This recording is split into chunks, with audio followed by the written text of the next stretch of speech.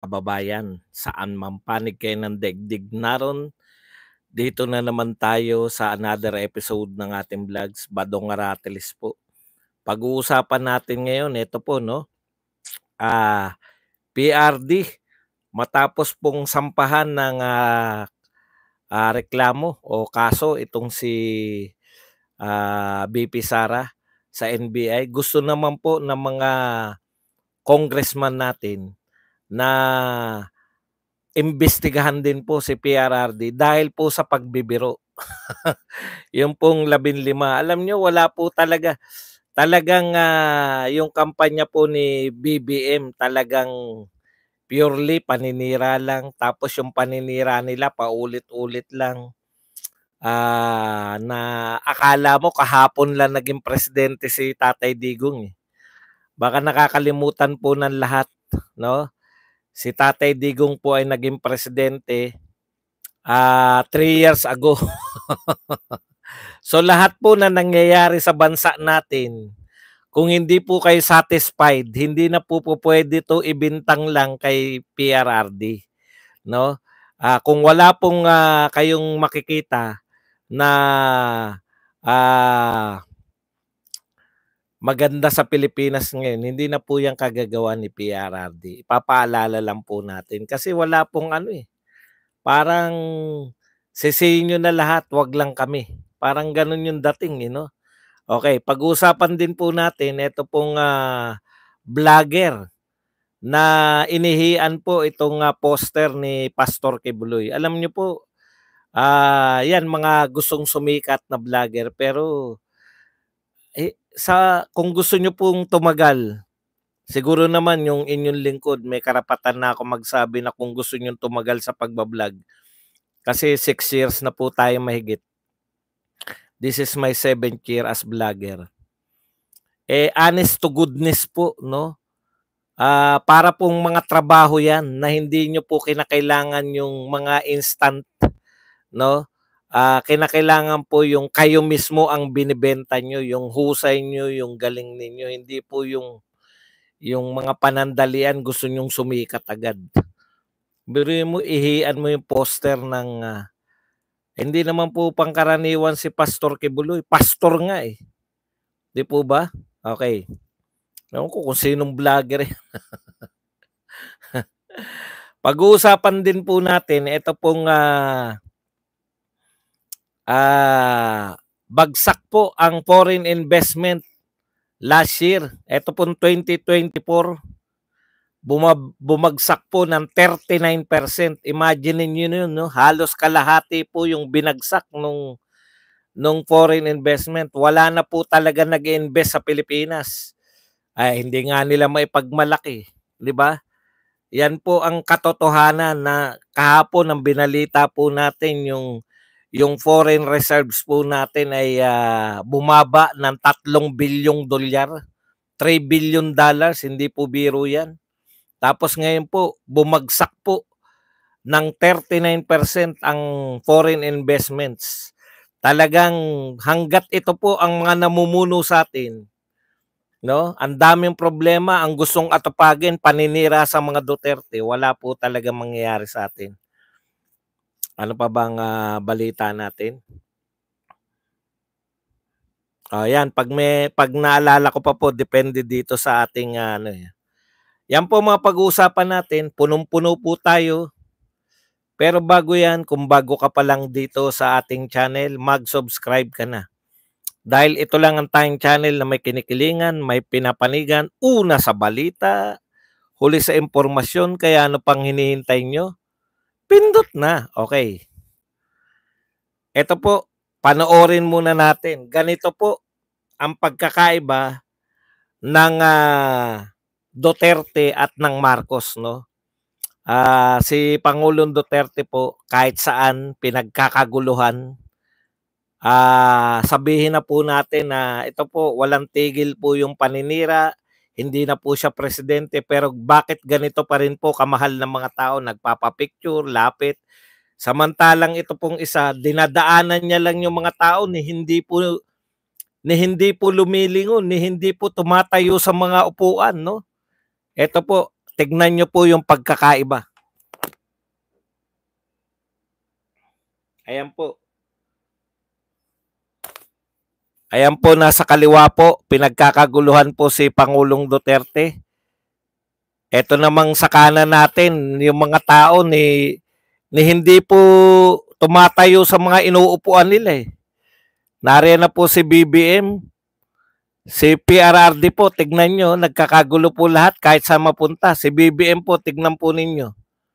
Halos ni hindi tumatayo, sabay kumakaway pa. Saan kaya kumakaway? Sino kaya kinakaway?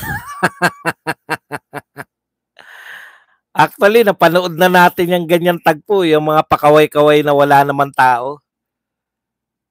Ha? Sa panahon ni Lenny, alam mo, ang dami pong kinopya. Ang dami pong kinopya ng BBM, lalo na po sa mga pangangampanya kay Leni Robredo. Opo, tignan nyo po, walang poknat na paninira sa Duterte.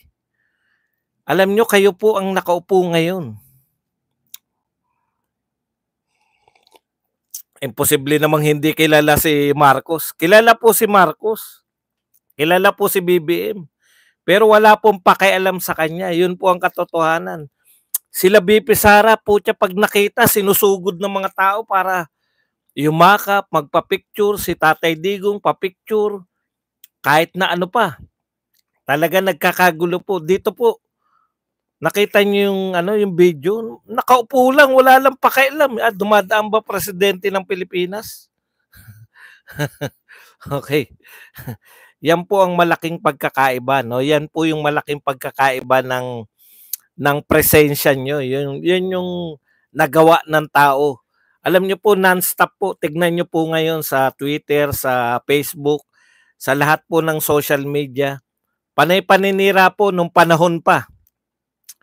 Nung panahon pa po ni Duterte, nung mga AJK na yan, yung mga simple lang naman. Kung totoo kayong mayroong mga kasalanan si Tatay Digong, bakit wala kayong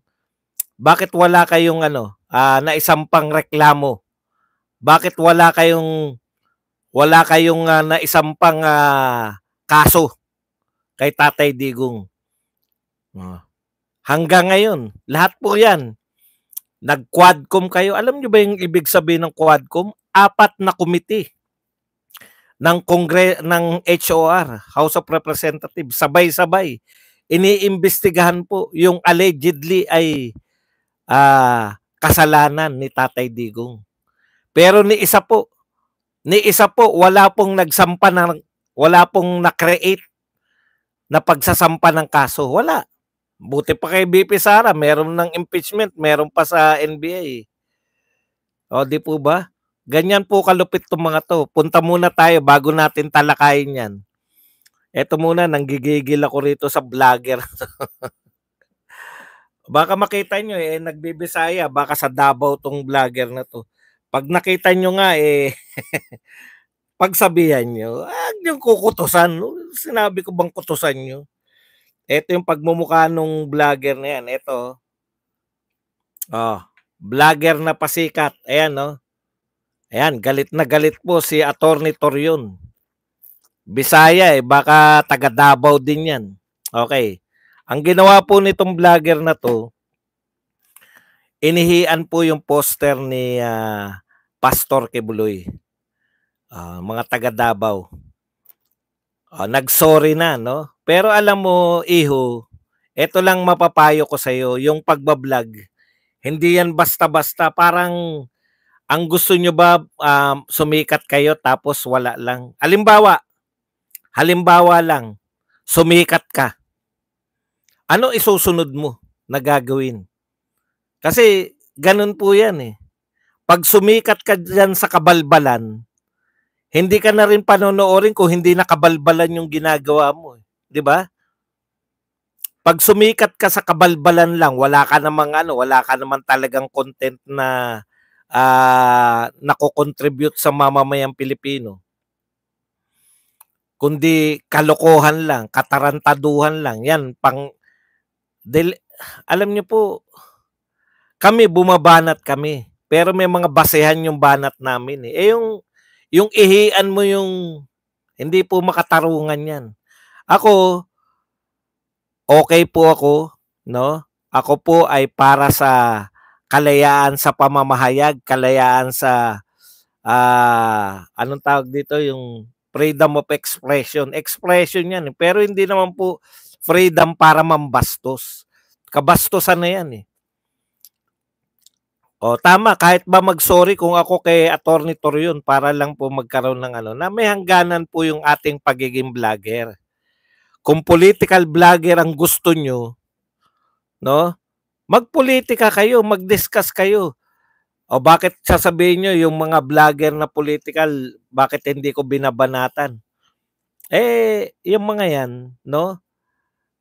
Nagre-research yan, kumakalap yan ng impormasyon para banatan yung mga wala po akong problema pagsalitaan, eh, pero yung mga ganyang pambababoy hindi po karapat-dapat yan. Ano ba yung target nyo? Sumikat agad-agad? O sumikat ka. Halimbawa, wala nagreklamo sa'yo, sumikat ka. Ano susunod mong gagawin? Eh, diyan ka sumikat. Di ba? O di tataihan mo na yung City Hall. O ano pa? O tatakbo ka ng hubad sa SM. Oh, hindi kasi diyan ka lang sumikat eh. 'Yun yung point ko, no? Hindi yan sustainable. Being practical, hindi po yan sustainable. Nakita nyo ba yung ginagawa mga prank-prank na yung mga palala ng palala? Hanggang sa hulihin, ano bang mga magkakapatid yata yun, yung nagprank ng mga hold up. Hindi po dahil doon na sila nakilala, o di mas malala na, mas daring na yung susunod nila.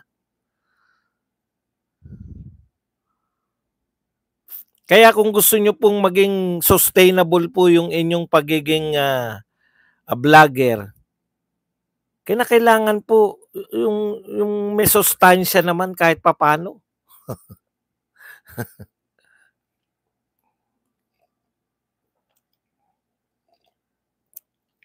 Katulad din yan ng mga fake news.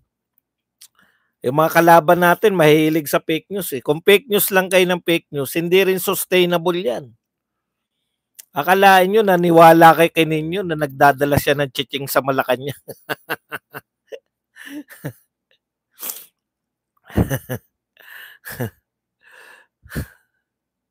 Okay. Punta po tayo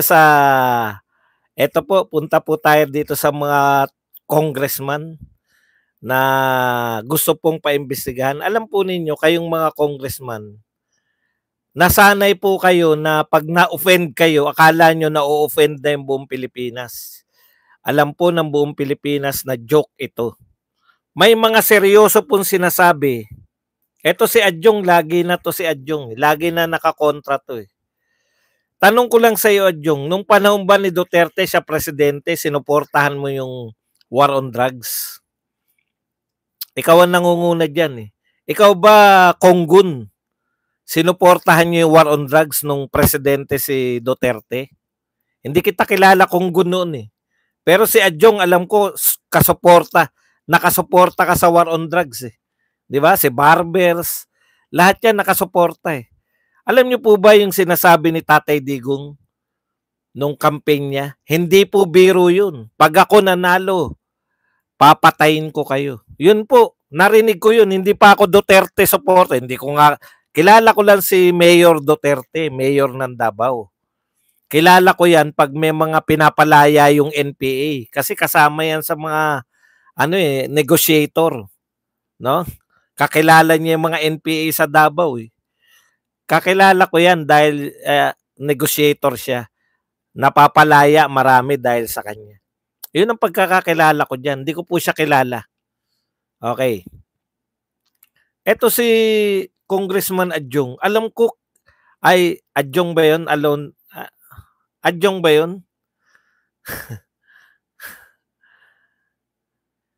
Si Adjong nga yun, 'di ba? Yun yung kontra ng kontra ngayon, pero noon may mga ano, ang tanong ko lang sa inyo, noong bang panahon na si Duterte ay nagsasabi, seryoso, seryoso siya, hindi biro seryoso siya. Hindi ba sinuportahan nyo? Alam po ng tao yung seryoso at pagbibiro. Kung yung seryoso, sinuportahan natin Adjong Alonto ba? Ayun.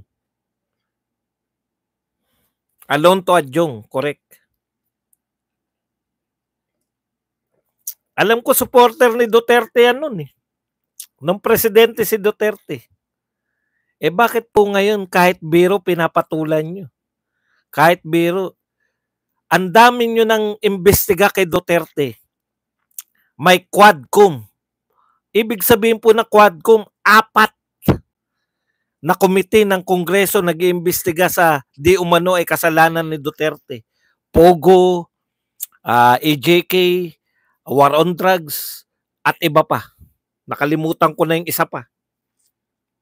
Ang dami niyong binibintang kay Duterte. Hindi pa kayong masaya? Inaksayan nyo na yung pera ng taong bayan. Pera po yan. Kada po nag-iimbestiga sila, pera natin ang ginagamit dyan. Ano nahitan nyo? Nakasuhan nyo ba man lang si Duterte? Wala man lang kayo nakaso? Di ba? Wala May nabalitaan ba kayong kinasuhan nila si Duterte dito sa mga inimbestigahan nila sa Quadcom? Tapos ngayon, hindi na kayo masaya na nag-aaksaya kayo ng panahon, oras at pera ng taong bayan sa Kongreso. Dapat lutasin nyo yung problema. Tanong natin, ang problema ba ng Pilipinas, Duterte? Hindi ba kahirapan? Hindi ba kawalan ng trabaho? Hindi ba ayaw mag-invest sa atin ng mga foreign investors? Mataas ang presyo ng bilihin, pero hindi pinagpalit ninyo. Inaksayan ninyo yung panahon, pera ng taong bayan para dyan sa investigasyon laban sa Duterte. Panay kayo politika. Alam naman natin kung bakit nyo pinasasama yung Duterte. Pero hindi kayo marunong mag-aral ng kasaysayan Yung Marcos nga nakakampi nyo ngayon. No? Yung mga Marcos nakakampi nyo ngayon. Dekada po na siniraan yan. Nakabalik pa rin dahil sa mga Duterte. Na-imagine nyo? Dekada po na siniraan, nakabalik pa rin yung Marcos dahil sa ginamit yung mga Duterte. Ngayon sisiraan nyo yung Duterte. Wala pong maniniwala sa inyo.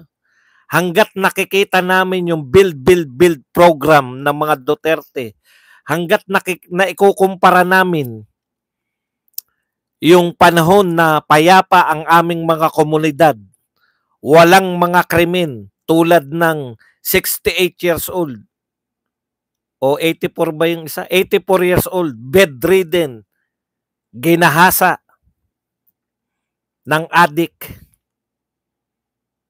pamilya, minasaker ng adik. Nung panahon ni Duterte, mahirap na po, paulit-ulit na kami. Nung panahon ni Duterte, mapayapa ang mga OFW. Hindi nag-aalala sa mga pamilya nila dito sa Pilipinas. Yung mga tao rito, hindi nag-aalala na baka makursunodahan ng mga adiksyonist. Harap-harapan po ngayon, no? May mga nagsasyabu sa internet. Wala nang takot. Hindi po mahal po ng mga tao ang mga Duterte. Hindi nyo po masisiraan ng tokes ninyo. Sino ba magtapatan tayo mga congressman? Sino ba nakakakilala sa inyo maliban sa inyong mga constituent? Kami, mga political vlogger, kilala kayo. Pero maliban sa amin, tsaka sa mga constituent nyo, at tsaka sa mga follower namin na, baka dito sa mga follower, hindi pa kilala yung mga binabanggit kong congressman. Sino talaga kanino kayo may impluensya? Baka nga sa kaatake ninyo, sa mga Duterte, naghihingalo na ang mga political career nyo ngayon. Marami sa inyo. Hindi ko nilalat kasi yung iba dyan walang kalaban. May kilala ko, speaker pa . Ayon kay Rowena Guanzon. Si Rowena Guanzon po ang nagsabi.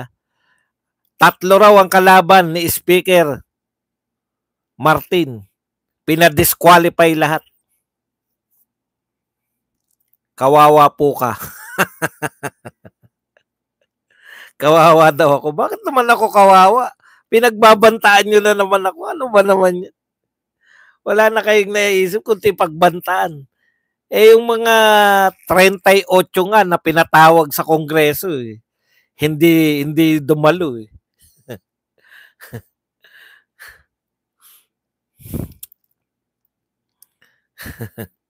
Okay. Pag-usapan po natin, eto po, mamaya na po mga tanong. Kasi mawawala tayo . Malilito tayo . Tandaan nyo lang yung mga tanong nyo. Kasi kung sasagutin ko lahat ng tanong ngayon na malayo po sa pinag-uusapan natin, sayang naman yung mga inihanda natin, di ba? Okay. Dito muna tayo sa mga inihanda natin. Kung hindi na kayo umabot sa mga tanungan portion at kayo'y nagsilayas na, wala tayong magagawa. Ang punto ko lang, inaksayan nyo na nga yung pera ng taong bayan, saka imbestigan nyo laban sa Duterte. Ngayon gusto nyo na namang aksayahin yung pera ng taong bayan sa NBI para abalahin yung NBI na imbestigahan yung joke. Joke po yun. Joke. Naintindihan nyo po ba yung ibig sabihin ng joke? Gaano ba kayo kahuhusay kayong mga congressman? Mas magaling pa po ba kayo kay Juan Ponce Enrile? Para lang po sa kaalaman ng lahat ng hindi pa po nakakaalam. Sabi po ni Juan Ponce Enrile, conditional yung sinabi ni BP Sara. Kaya hindi siya pwedeng kasuhan. Sino po si Juan Ponce Enrile? Magaling na abogado, walang talo. Hindi po namin kakampi to. Kakampi po to ni Marcos. Baka sabihin nyo, naging Senate President, magaling na senador. Kahit kalaban namin.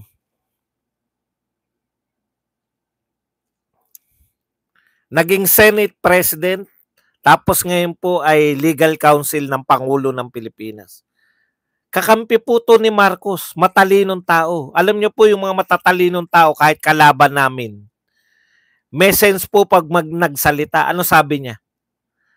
Hindi pwedeng kasuhan si BP Sara dahil conditional yung kanyang sinabi. May kondisyon.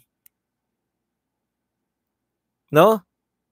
Hindi po niya sinabi na pinapapatay niya, nag-hire siya ng assassin para patayin si President, First Lady at Speaker. Ang sinabi niya, may kondisyon. Kung ako, siya muna ang uunahin. Naintindihan ninyo? Ngayon, ang tanong, kung yun nga, seryoso si BP Sara nung sinabi niya yun. Sabi ni Enrile, hindi pwedeng kasuhan ng NBI.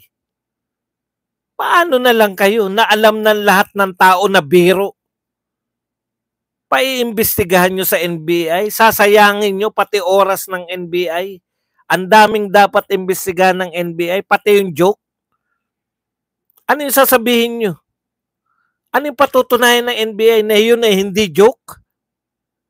Yun ay seryoso si Duterte na dinaan lang sa joke? Anak ng tinapay naman, no? Wala na pong pag-aksaya ng pera ng taong bayan. Hindi kayo concerned sa pera eh. Wala kayong pakialam sa pera namin eh. Ang concern lang kayo sa siraan lang yung mga Duterte. Sa tingin nyo may naniniwala sa inyo? Sa inyong mga congressman? Sa paninira ninyo sa mga Duterte?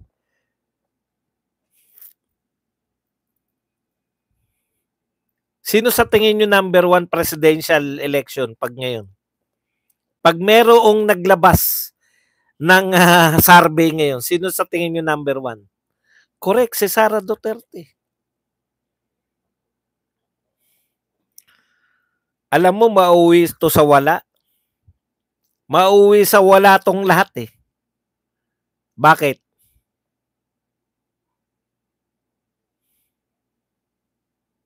Bakit mauwi lang to lahat sa wala? Palagay na natin, nagkaroon ng himala. O, naghimala. Nanalo kayo laban kay BP Sara, natanggal nyo. Ano sabi ni Tatay Digong? Ako na tatakbo sa 2028. Pag hindi pa rin, si Baste na ang tatakbo. Hindi pa kami mauubusan. Ulitan na naman kayo. Sisiraan nyo na naman si Baste. Wala pong katapusan. Meanwhile, ano po nangyayari sa Pilipinas? Nabawasan po ng 39% ang ating foreign investors. Billion po. Alam niyo po ba billion ang ginastos? Teka lang, tapusin lang natin tong vlogger, no? Para sumikat lang yan, sisiraan at babalahurain ng iba't iiyan pa ang poste ng pastor. Sabi po ito ni Atty. Torion, mahaba ang pasensya ni Pastor Apollo Kibuloy. Pero ako na mismo magpapaalam sa kanya na filean ito ng criminal case for grave oral defamation offending religious feelings, violation of city ordinance at civil case for damages kahit 10 milyon lang. Yari ka, boy. Kakasuhan ka ni Torion. Handa ka na ng ano. Okay. Ito po. Sabi po ni Pami Zamora. Yan. Enough is enough. Dito po, reaction niya po to dito sa pagbibiro. Tandaan po ninyo, joke po to ha.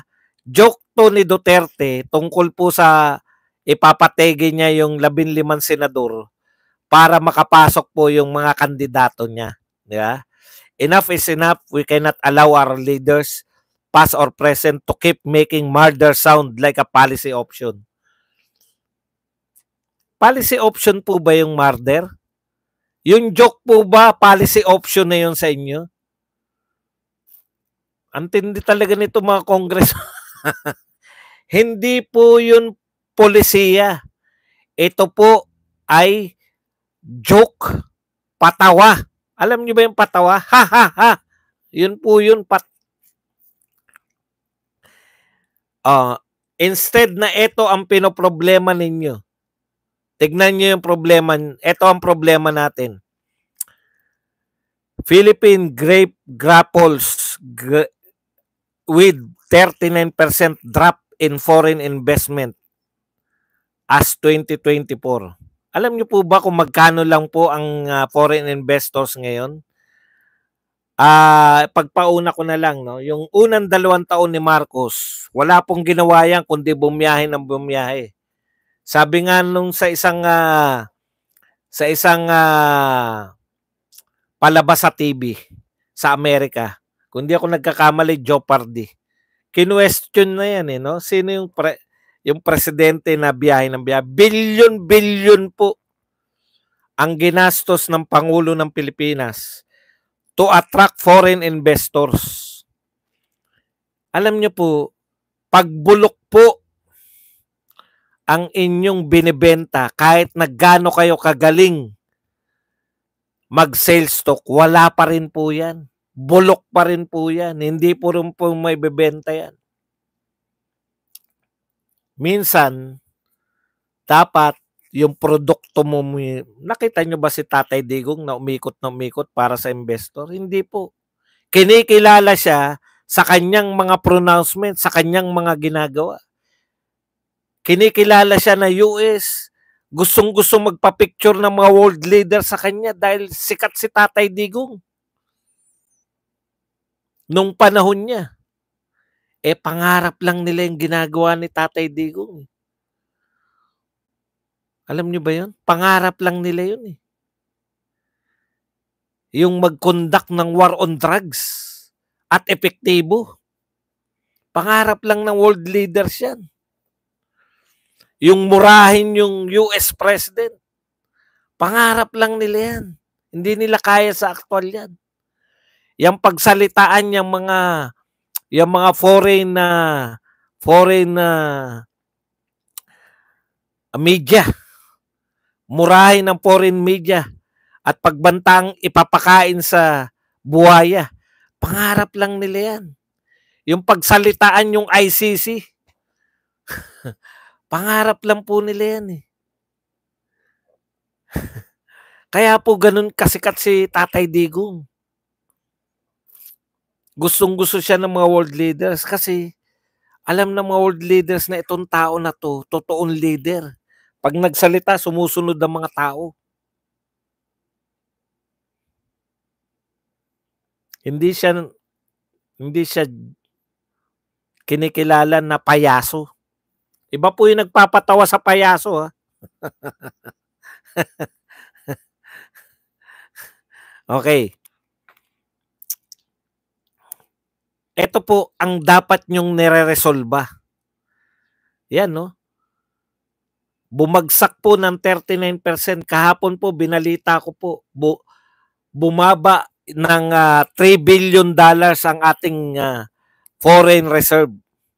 Makaka-apekto po yan in the long run. Kasi lagi pong mas mababa yung pasok ng pera kaysa sa labas. Mas malaki po yung nilalabas nating foreign reserve. Pagbabayad sa mga pagkakautang. Ikalawa, pagbili ng mga imported na produkto. Samantalang yung pumapasok po natin, halos OFW na lang. Halos wala na po tayong ine-export. Ang pangunahin po natin ine-export, lakas paggawa, OFW.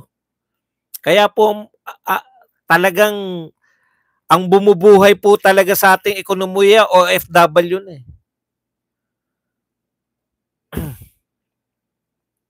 Yan po ang katotohanan. Wala pong pumapasok na foreign capital.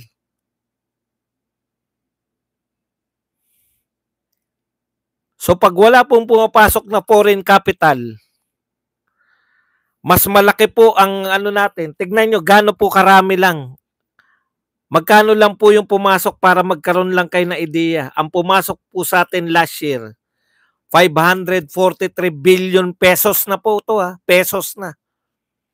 543 billion pesos lang po ang pumasok na foreign capital sa atin. Foreign investments. Ano po ibig sabihin yan? Mas malaki pa po yung ayuda natin kaysa pumasok na kapital. Ibig sabihin, ang Pilipinas po talaga, paubos po ang pera. Kaya tayo nakakabayad pa ng utang, may binibenta pa tayo. Hindi po tayo kumikita. Mas malaki po ang ginagastos natin kaysa sa kinikita. May pakialam ba tong mga congressman? Wala po. Kinakailangan nila siraan, imbestigahan yan NBI. Ba't naman kayo susunod NBI?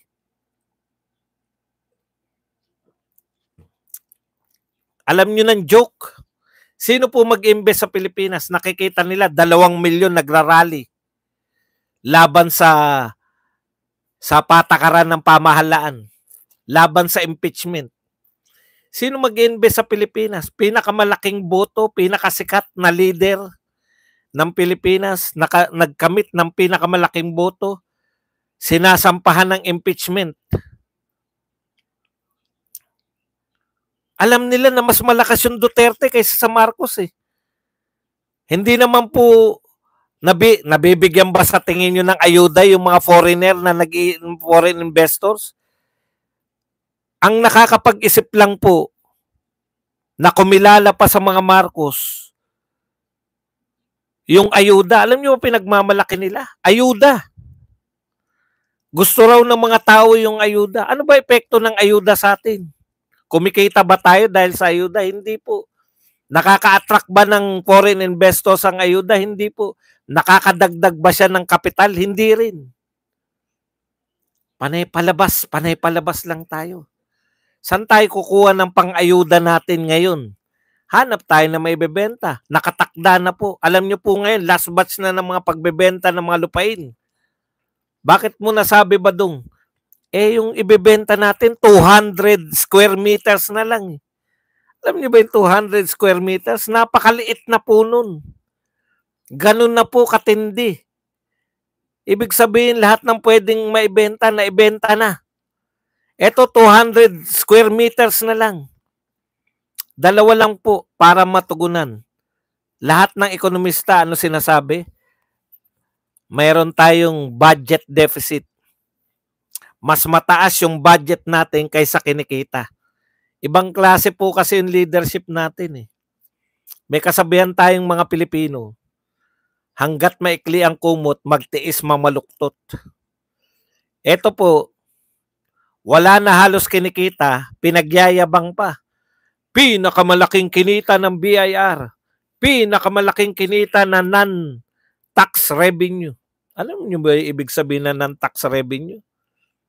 Nagbenta tayo ng ginto, nagbenta tayo ng naiya, nagbenta tayo ng mga lupain, prime location. Talagang dadami pera mo dahil binenta mo. Pero hindi ibig, ano sa susunod? Kung ang pattern mo ay magbenta, ano pa susunod mong ibebenta? May 3 taon pa si Marcos. Badong, bakit pinauutang pa tayo? Siyempre, nakakabayad tayo ng utang eh. Paano tayo nakakabayad ng utang?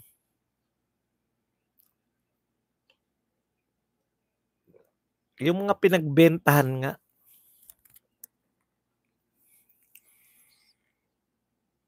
Mas malaki pa po yung pinamimigay na ayuda kaysa pumasok na foreign investment.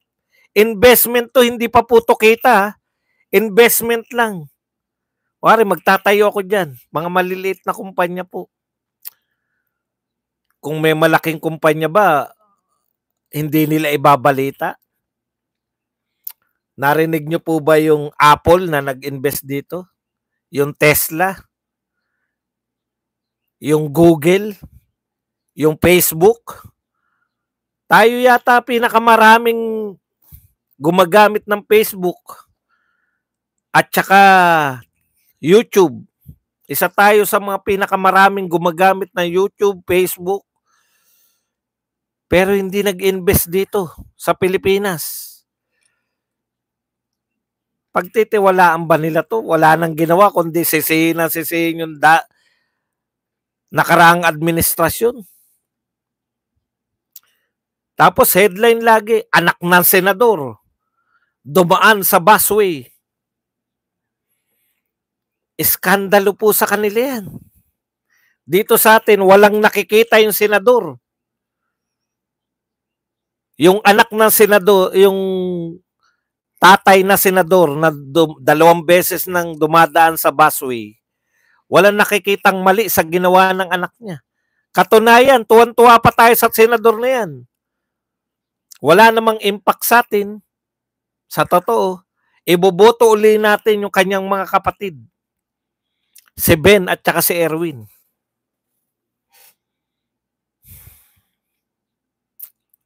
Tindi ng Pilipinas eh. Tapos angal ng angal. Bakit mataas ang presyo? Nakapila kayo sa ayuda eh. Bakit mataas ang presyo? Sumusunod kayo ron sa mga namimigay ng ayuda. Bakit wala kaming trabaho? Tuwan-tuwa kayo pag nabibigyan kayo ng balato. Balato lang nila yan. Yung ayuda na yan, balato lang nila yan. Alam niyo ba yung balato? Mumu lang yun sa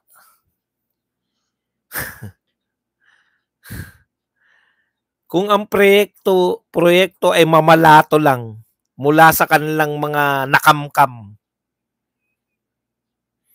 Walang mangyayari sa Pilipinas. Tandaan po ninyo, walang bansang umunlad sa pamamagitan ng ayuda. Pero lahat ng bansang maunlad ay nag-invest sa infrastructure. Lahat, as in lahat. Wala kang makikitang bansa na maunlad na warak o sira ang infrastructure. Wala. Lahat ng bansang maunlad nag-invest sa infrastructure. Ibig sabihin, no? Tama si Tatay Digong, nasa kaunlaran, papunta tayo sa pag-unlad. Mali ito dahil kung ayuda ang pangunahing proyekto, walang bansang umunlad sa pamamagitan ng ayuda. Kaya wala tayong tutunguhin kahit na doblehin, triplehin pa yung ayuda. The mere fact na yung isang tao ay umaasa lang sa ayuda, ibig sabihin hikaw siya. Magtapatan tayo, kayong mga magtapatan tayo. Kayong mga OFW, umaasa ba kayo sa ayuda? Hindi. Kaya kayo may prinsipyo, kaya kayo may dangal. Kaya kayo maka-Duterte, kasi hindi kayo kayang silawin ng ayuda. Yun yung pagkakaiba. The mere fact na natutuwa pa yung tao na sila ay nililimusan.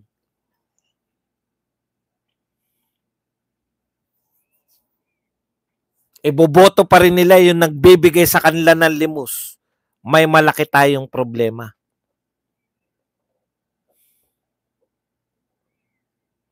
Yan lang po ang ating topic.